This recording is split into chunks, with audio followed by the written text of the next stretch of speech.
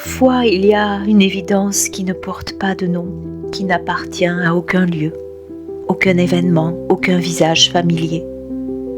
Une évidence naturellement reliée à une conviction de fin de chapitre qui se termine pour refermer un livre qui nous a raconté une partie de notre histoire, sur les pages duquel sont inscrites nos joies, nos peines, les êtres avec lesquels nous avons traversé péripéties et aventures.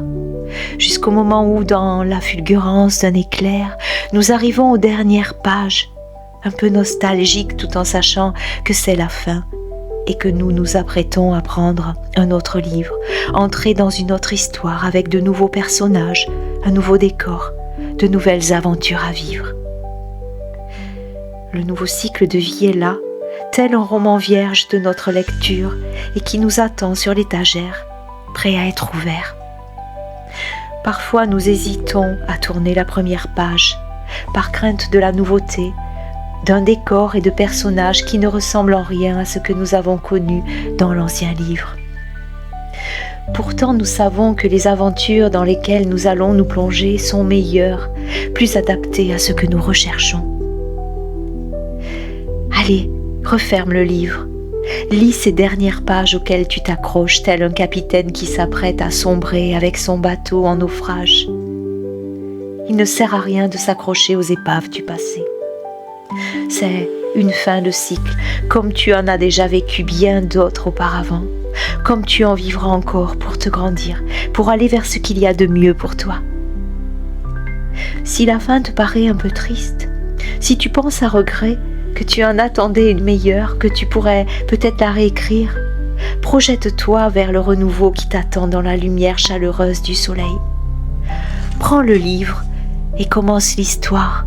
Découvre ce qui t'attend en oubliant les pages que tu viens de refermer.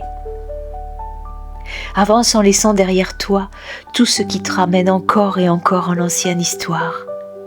Même si tu tentes de relire le livre, la fin sera toujours la même, insatisfaisante et frustrante. Parce que on ne sort pas d'un cycle de vie sans laisser derrière soi une ambiance, un décor, des êtres avec lesquels on a partagé et qu'il est temps de laisser derrière aujourd'hui. Sans rancœur, sans colère, sans se retourner, juste en gardant dans son cœur les meilleurs moments passés ensemble. La vie est toujours plus forte que nous, elle sait mieux que nous, et quand il est temps de refermer le livre d'une partie de notre histoire, elle le fait en douceur. Elle nous avertit avant, elle nous annonce que nous arrivons bientôt aux dernières pages.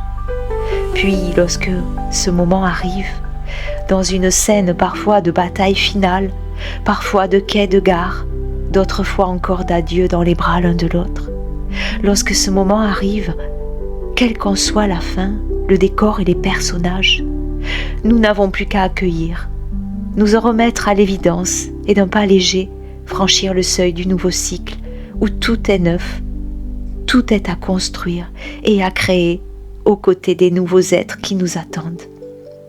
Lorsque nos regards se croisent, nous les reconnaissons, ceux qui, comme nous, la plume à la main, sont prêts à écrire la nouvelle histoire de notre vie à nos côtés.